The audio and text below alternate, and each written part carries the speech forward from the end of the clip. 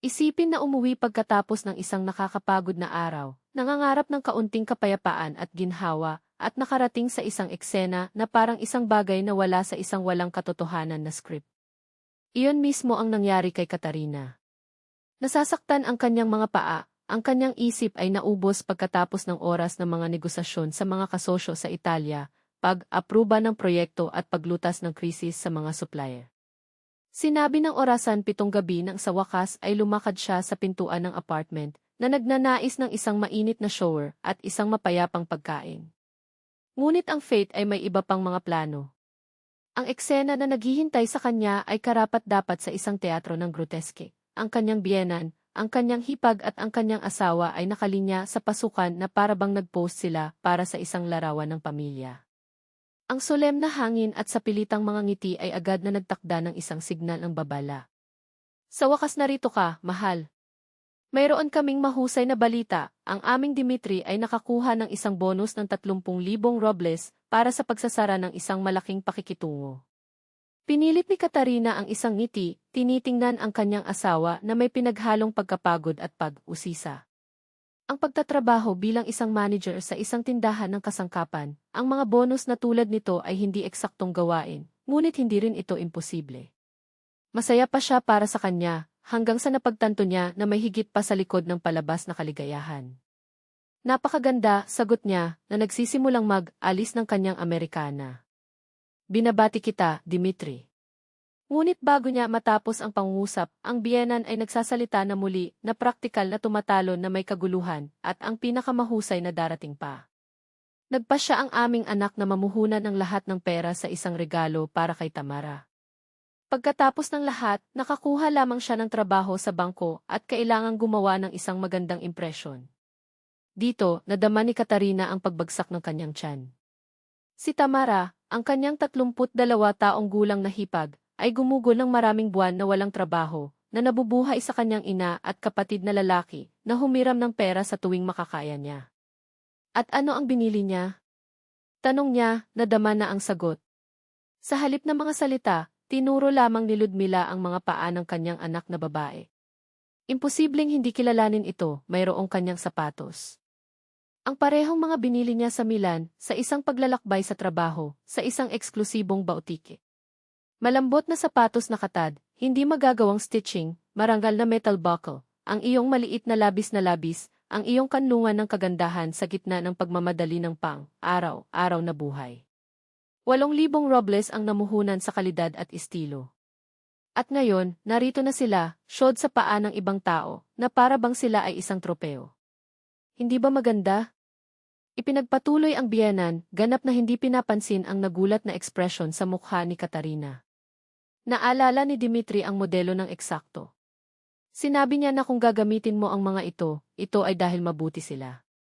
Siyempre, kailangan nating itaas ito ng kaunti pa, dahil ang premyo ay hindi kasama nito, ngunit sulit ang bawat penny. Tamara ay nararapat na ang pinakamahusay na ngayon na siya ay makitungo sa mga mahahalagang kliyente. Dahang lumingon si Katarina sa asawa. Si Dimitri, na hanggang noon ay iwasan ang pagtingin sa kanya, naayos ang kanyang tingin sa anumang punto sa dingding, na parang ang pagpipinta ay maaaring sumipsip sa kanya. Dimitri, anya, na may kalmado na nagtago ng bagyo, maaari ba tayong makipag-usap pribado?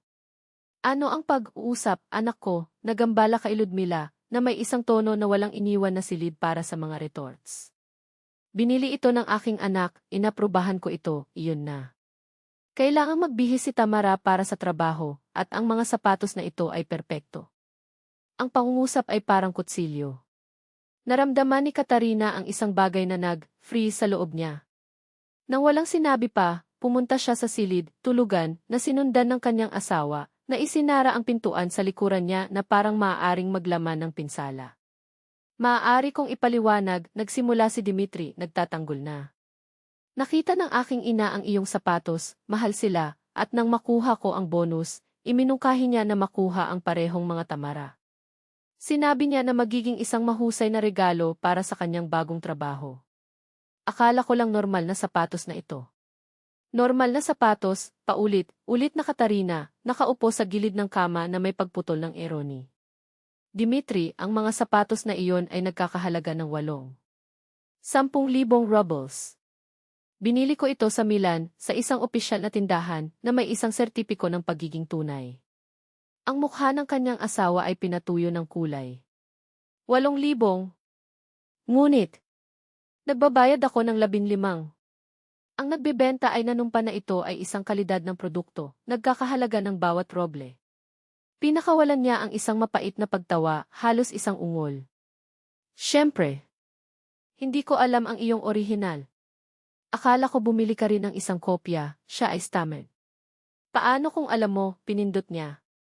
Ang katahimikan na sumunod ay ang mahusay na tugon na maaaring umiiral. Tumayo si Katarina at bumalik sa sala, kung saan ang kanyang biyenan ay hinahangaan pa rin ang bagong acquisition ni Tamara na parang isang gawa ng sining. Donna Ludmila, Anya, na may isang tinig na malamig na maaari itong freeze ang hangin, kailangan kong ipakita sa iyo ang isang bagay. Mula sa aparador, kinuha niya ang orihinal na kahon ng sapatos, kasama ang invoice, ang sertipiko ng pagiging tunay at kahit na mga larawan ng pagbili sa Milan. Narito ito. 8,000 rubles. Ngayon ihambing ito sa kung ano ang dinala ng iyong anak na lalaki sa bahay. Nagbago ang mukha ni Ludmila habang sinuri niya ang mga dokumento. Ito ba ay isang pagpapatawad? Bungong siya, na parang nasasaktan ang mga salita habang sila ay lumabas. Isang mababang kalidad na kopya ng Chino, na kumpirma na Katarina, na tumuturo sa mga detalye, ang hindi regular na stitching, ang magaspang nakatad, ang buckle na nagsisimula ng mag-oxidize. Tingnan ang isang magandang. Ihambing ito sa mga larawan ng minahan. Ang pagkakaiba ay stark. Ngunit tiniyak sa akin ang nagbebenta na ito ay tunay, protesta ang biyenan, na parang nagbago iyon. Maaari rin itong maging tunay-tunay na basura, sumagot si Katarina. Ang problema ay hindi lamang ang kalidad, Jim Ludmila. Ito ang saloobin. Ipinagdiwang mo ang isang pagbili na ginawa sa aking gastos, nang hindi kahit na tinanong ako, na parang may karapatan kang magtapon ng pera ng aking asawa, at ang aking mga bagay, tulad ng nakita mong akma. Si Tamara, sa wakas ay napahiya, tinanggal ang kanyang pangalawang sapatos, na hawak ito na parang nasusunog. Hindi ko alam, Katarina, nagsimula siya. Hindi mahalaga kung alam mo o hindi, Anya. Ang mahalaga ay naging isang tawa kang sitwasyon sa isang vanity circus. Ginugol ni Dimitri ang pera sa isang imitasyong krudo, ipinagmamalaki mo ito, at ngayon natuklasan mo na ikaw ay nalinlang. Poetic, hindi mo ba iniisip? Si Ludmila, na may galit o kahihiyan o pareho, na ipaliwanag, ang salesman na iyon ay nagnanakaw mula sa amin. 15,000 para sa isang peking. Hayaan natin siyang ihabol. Umiling lang si Katarina. Kung sino man ang nais mo. Ngunit una, pag-isipan kung bakit naisip mong normal na kumilos tulad nito. Bakit mo ipinapalagay na maaari kang gumawa ng mga pagpapasya para sa akin? Bakit, sa halip na magtanong, mas gusto mong mag-imbento ng isang kwento kung saan ikaw ang mga biktima? At kasama nito, tumalikod siya, iniwan sila doon, kasama ang mga peking sapatos sa kanilang mga kamay at isang hindi komportable na katotohanan na nakabitin sa hangin. Kung minsan, ang pinakamalaking panlilinlang ay hindi sa ating binibili, ngunit sa inaakala nating nararapat. Hindi kailanman sinabi ng nagbebenta na ito ay orihinal, na obserbahan si Katarina, na may katahimikan na nadagdagan lamang ang pag-igting sa hangin. Marahil ay nagbebenta siya ng isang mahusay na kalidad ng kopya, at naimbento mo ang natitira. 15,000 para sa isang mahusay na gawa ng replika? Ito ay isang makatarungang presyo. Ang tanong ay hindi ang halaga, ngunit bakit sa Earth eksaktong kailangan mo ng isang kopya ng aking sapatos? Si Dmitri, na hanggang noon ay nanatiling tahimik, sa wakas ay nagsalita, na parang sinusubukan ang lupa bago tumapak dito. Katia, maaari nating ibalik ang sapatos sa tindahan. Mayroon pa kaming invoice, kahit na 24 na oras na ang lumipas. Maaari nila, ayon si Katarina, nang hindi tinitingnan siya. Ngunit hindi nito malulutas ang pinagbabatayan na problema. Ano ang problema? Ang biyenan ay tumawid sa kanyang mga braso na nagtatanggol na. Ang problema sa pag-iisip na normal na gumastos ng pera ng pamilya sa mga imitasyon ng aking mga bagay nang hindi kumonsulta sa akin. At ang problema sa pag-iisip na maaari nilang itapon ang pagtitipid ng kanilang anak ayon sa nais nila. Si Katarina ay tumira sa armchair, tinitingnan ang tatlo sa kanila na may isang ekspresyon na naghalo ng pagkabigo at isang malapit na pasensya. Upang maubusan. Nanalo si Dimitri ng isang parangal, binabati kita. Ngunit ang perang ito ay dapat na magamit para sa mga pangangailangan ng pamilya o, kahit papaano, tinalakay sa akin muna. Sa halip, ang tatlo sa iyo ay nagpasya na bumili ka ng isang replika ng aking mamahaling sapatos at ibigay ang mga ito sa Tamara. Para bang ito ay isang marangal na kilos. Nais lamang namin ang pinakamahusay, bulong ni Tamara, ibinaba ang kanyang mga mata. Ang pinakamagandang bagay ay ang pagbili sa kanya ng isang bagay na angkop para sa kanyang trabaho sa bangko. Huwag kopyahin ang aking aparador. At higit sa lahat, huwag gawin ito sa isang pagdiriwang ng pamilya kung saan ako, hindi sinasadya, ay ang sentro. Sumabog si Lyudmila Konstantinovna, ang kanyang pisngi ay pula na may galit. Bakit? Anong pagmamalabis? Sapatos ang sapatos. Isang kopya, kaya ano? Ano ang mararamdaman mo? Ito ay ganap na naiba. Bakit? Sa parehong mga kaso, ito ay isang kopya ng kung ano ang kabilang sa ibang tao. Ang pagkakaiba lamang ay sa presyo at sentimental na halaga. Si Dmitri, sa sorpresa ng lahat, kinuha ang panig ng kanyang asawa. Nanay, tama si Katia. Dapat ay nakausap ko siya bago gumastos ng pera na iyon. Hihilingin mo ba ang iyong asawa ng pahintulot ngayon? Ang biyenan ay bumagsak na parang nasampal siya. Pupunta ako. Pagdating sa malaking kabuuan o regalo para sa pamilya. Tiningnan ni Lyudmila Konstantinovna ang kanyang anak na parang siya ay tumalikod sa lahat ng mga prinsipyo na itinuro sa kanya. Pagkatapos ay lumingon siya kay Katarina na may isang tono sa pagitan ng pakiusap at hamon. Katia, ano ngayon? Ano ang gagawin natin? Ito ay simple, sagot niya, na walang pag-aalangan.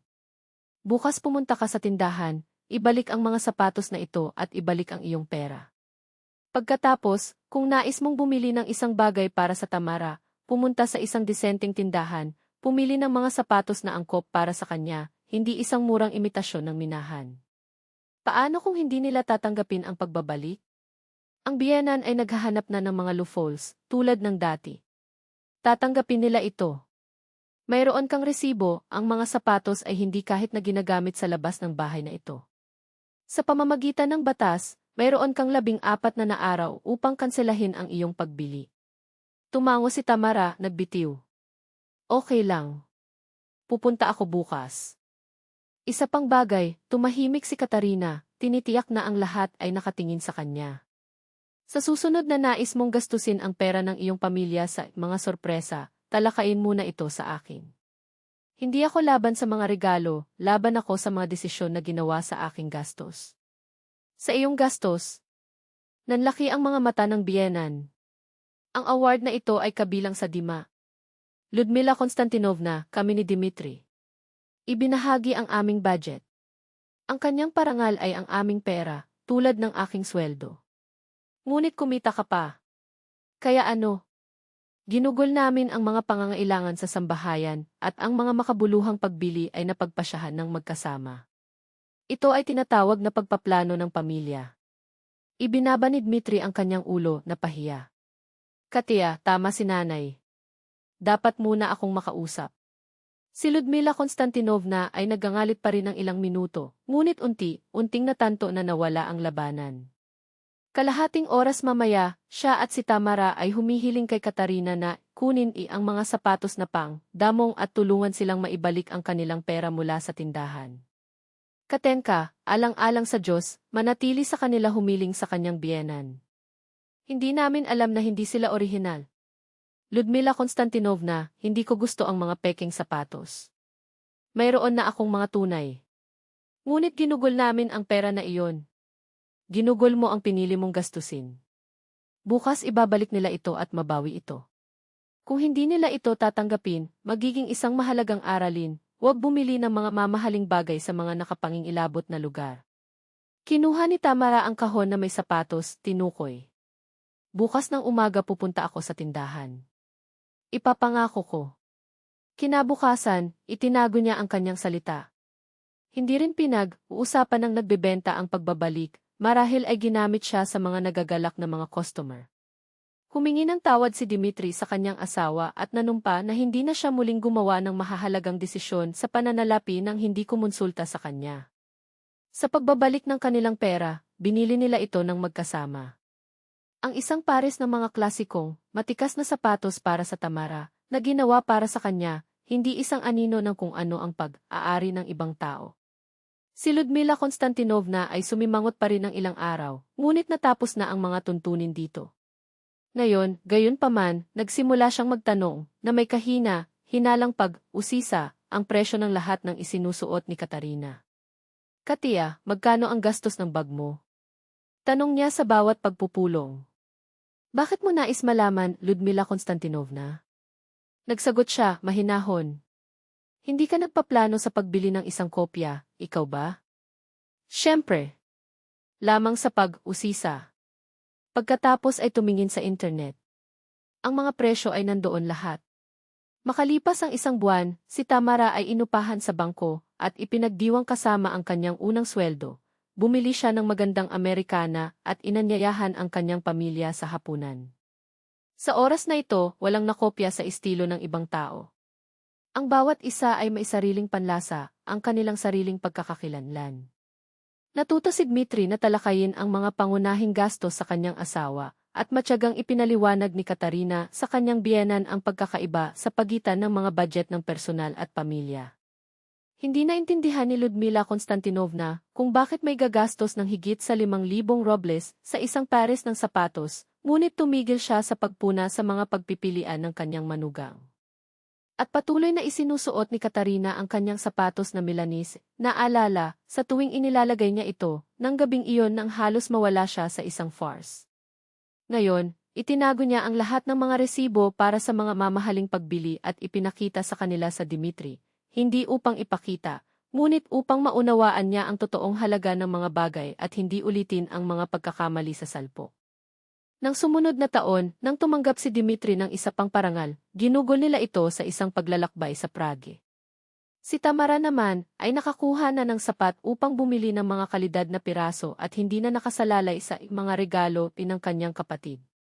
Si Ludmila Konstantinovna, paminsan-minsan, ay nagbuntong hininga pa rin kapag naaalala ang mga sapatos na iyon at sinabi sa kanyang mga kaibigan na may tono ng isang tao na umamin ng pagkatalo, sa huli, tama ang aking manugang. Bagaman, malalim, mas gusto pa rin niyang makatipid ng pera at bumili ng pinakamurang, hindi bababa sa tumigil siya sa paghatol sa mga pagpipilian ng ibang tao. At ang kwento ng sapatos ay naging isang uri ng alamat sa pamilya, isang halimbawa ng kung ano ang hindi gagawin sa pera at kung bakit ang pakikipag-usap bago ang paggastos ay palaging ang pinakamahusay na pagpipilian. Ngayon, kapag may nag-isip tungkol sa isang malaking pagbili, hindi kailanman nabigo si Dimitri na may isang ironic na ngiti. Sigurado ka bang hindi ito magiging isa pang kwento ng sapatos?